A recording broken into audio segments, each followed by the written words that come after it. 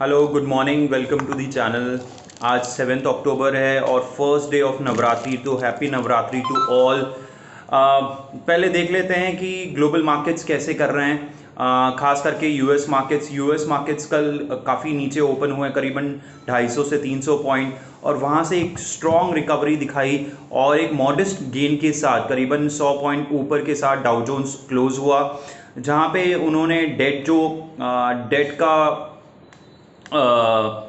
Limit extension है वो अभी बढ़ा दी है। Final discussion and final confirmation के बाद वो डिसाइड किया जाएगा कि कैसे इसको आगे लेके जाना है, जिसके वजह से हमने एक अच्छी खासी रैली देखी इन case of US market. Asian markets भी वहाँ से क्यूज लेते हुए एक अच्छे खासे 1-1.5% जंप के आसपास ट्रेड करते हुए दिखाई दे रहे हैं। और उसके साथ साथ एसजीएक्स निफ्टी की मैं बात करूं तो एसजीएक्स निफ्टी भी काफ़ी स्ट्रॉन्ग ट्रेड कर रहा है। यूएस प्राइवेट पेरोल्स जो नंबर्स आए हैं वो अच्छे खासे आए हैं। That means the economy is doing well. So 5.68 lakh jobs add हुए हैं as compare to the estimate, जो कि मार्केट एस्टिमेट कर रहा था वो था 4.28 लाख जॉब्स जो कि ऐड होंगे, तो उससे ज़्यादा जॉब्स ऐड हुए हैं, which is a very good sign in case of the US economy. Now crude prices की भी हम बात कर लेते हैं। क्रूड प्राइजेस जो कि काफ़ी ऊपर ट्रेड कर रहे हैं, 82 के ऊपर चला गया था, मल्टी ईयर हाई के तरफ ट्रेड कर रहा था। वहाँ पे हमने $2.5 की बिकवाली देखी है।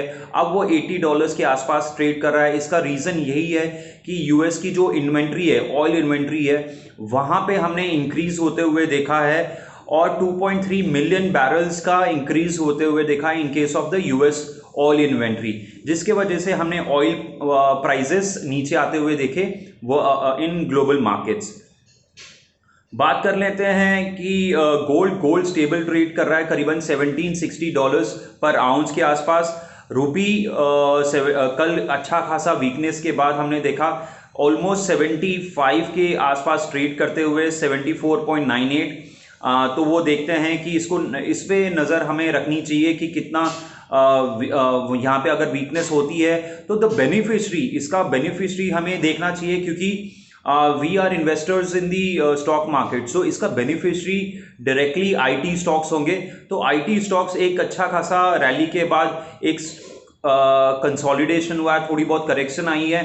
तो जैसे मैंने कहा कि ये आईटी स्टॉक्स आपको थोड़े टाइम के लिए नहीं रखना चाहिए। अब धीरे धीरे देखते हैं कि किस लेवल पे बाय करना है, वो अब मैं आपको आने वाले वीडियोस में या तो व्हाट्सएप में आपसे शेयर करूंगा। एक अच्छी बात आई है, मूडीज की जो रेटिंग है हमारी फ्रॉम नेगेटिव से स्टेबल हुआ है। उसके साथ साथ हम देख रहे हैं अब उन्होंने बैंकिंग सेक्टर का भी आउटलुक दिया है। वहां पे भी बहुत सारे बैंक्स में उन्होंने अपना आउटलुक जो है वो नेगेटिव से स्टेबल किया हुआ है। सो अगेन जो मेरा व्यू था कि banking stock should do well and but ये 38,000 के ऊपर अगर सस्टेन करता है तो ही हम टूवर्ड्स 40,000 देख सकते हैं। खास करके दिवाली से पहले अगर ये होता है तो बहुत अच्छी बात है, क्योंकि we are quite bullish on the banking stocks. So ये एक आपको नजर रखना चाहिए।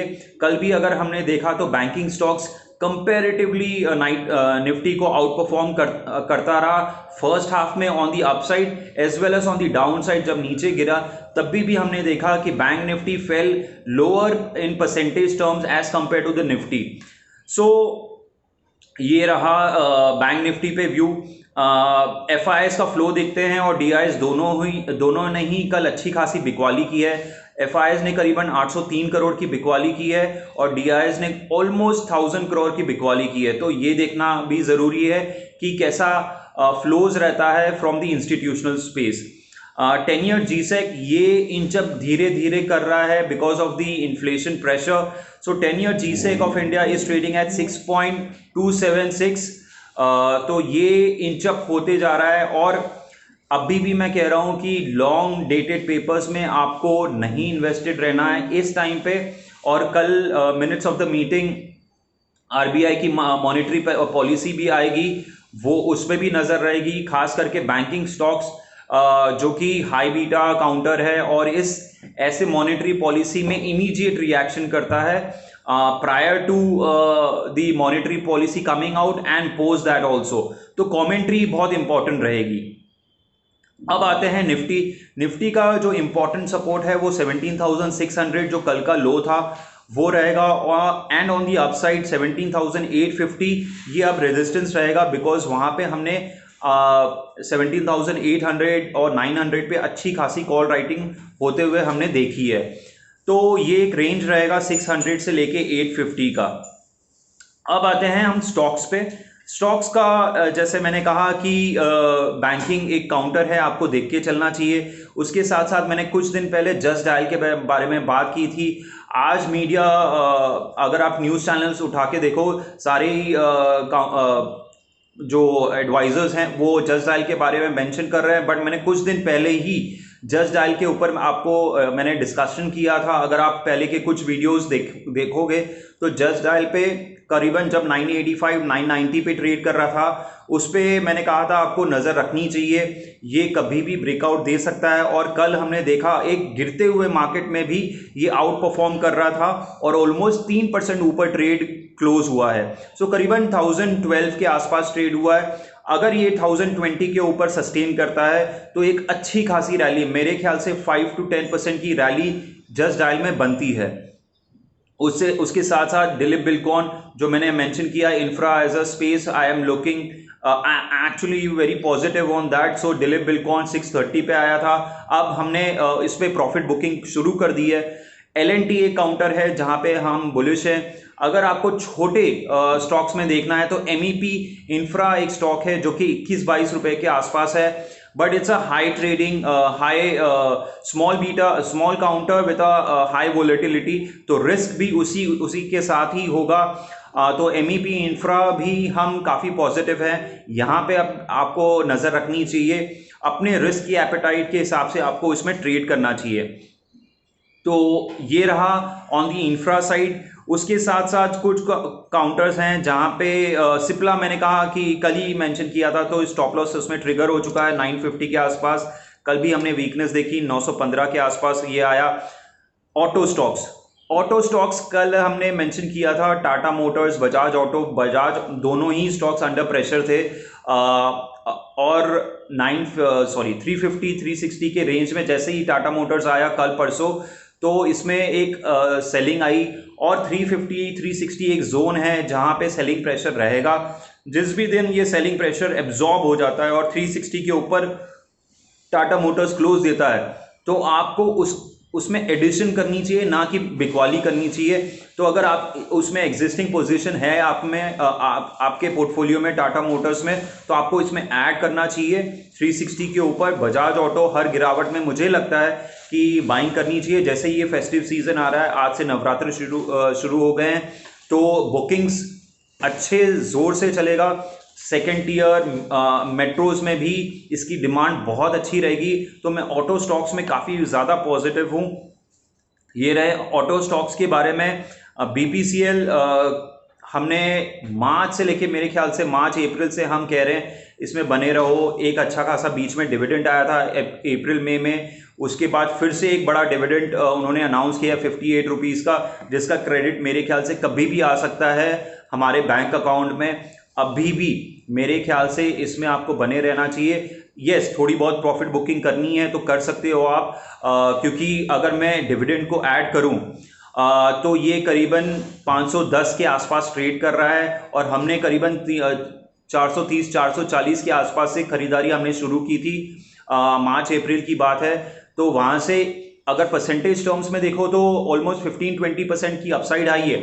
As compare to the Nifty it's not that much, but मुझे लगता है कि इसमें आउट परफॉर्मेंस अभी भी बाकी है। थोड़ी बहुत प्रॉफिट बुकिंग करके आप इस पोर्टफोलियो में इस स्टॉक में बने रह सकते हो। इसके साथ साथ ITC एक अच्छे लेवल पे आया है 230-31 पे, ये आपको देख के चलना चाहिए। तो ये काउंटर आप हर गिरावट में, मैंने पहले भी मेंशन किया था, 230 आ सकता है, तो ये कल के लेवल में आ गया है।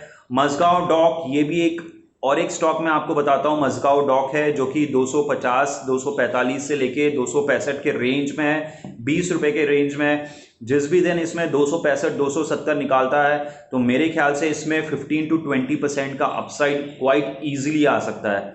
तो ये काउंटर आप देख के चल सकते हो। एक फेस्टिव सीजन रिलेटेड है business which is cards business. तो एसबीआई कार्ड जो कि आज एफएनओ स्टॉक भी बन चुका है, तो इसमें भी आप देख सकते हो। इसमें मेरा अच्छा खासा अपसाइड मुझे लगता है कि इसमें बन सकता है। ये लॉन्ग टर्म पोर्टफोलियो भी हो सकता है आपके इसमें, बट ये एक रेंज में है। फिर से मैं कहूँगा कि 1050 में लोअर एंड में जाता है और अपर रेंज इसका 1150 का है। तो ये 100 पॉइंट के रेंज में ये ट्रेड कर रहा है। बट आप अगर आपको इसमें बने रहना है तो बने रह सकते हैं, मीडियम टू लॉन्ग टर्म भी। मुझे इसमें 1200 से 1250 लेवल दिखता है आने वाले मंथ्स में। इट कैन बी 1 क्वार्टर और 2 क्वार्टर, दैट विल सी। इसके साथ साथ और 2-3 स्टॉक्स मैं आपसे मेंशन करूंगा। एनबीसीसी ये मैं अभी भी होल्ड कर रहा हूं क्योंकि काफ़ी बार इस पर डिस्कशन हो चुका है। एमआरपीएल मैं अभी भी होल्ड कर रहा हूं। भेल मैं अभी भी होल्ड कर रहा हूं। पार्शली मैंने 65 पे बुक किया है, बट मेरा लॉन्ग टर्म पर्सपेक्टिव है तो मैं बेच नहीं रहा। तो ये कुछ काउंटर्स हैं आप जो कि देख के चल सकते हो। आपके भी कोई स्टॉक्स हैं जिस पे आपको रिकमेंडेशन चाहिए और या तो व्यू चाहिए, तो आप कमेंट बॉक्स में मेंशन कर सकते हो। उसके साथ साथ आप मुझे व्हाट्सएप भी कर सकते हो। अगर ये आपको वीडियो अच्छा लगा so please like and subscribe, और अपने फ्रेंड्स एंड फैमिली मेम्बर से आप शेयर भी कर सकते हो। So thank you so much.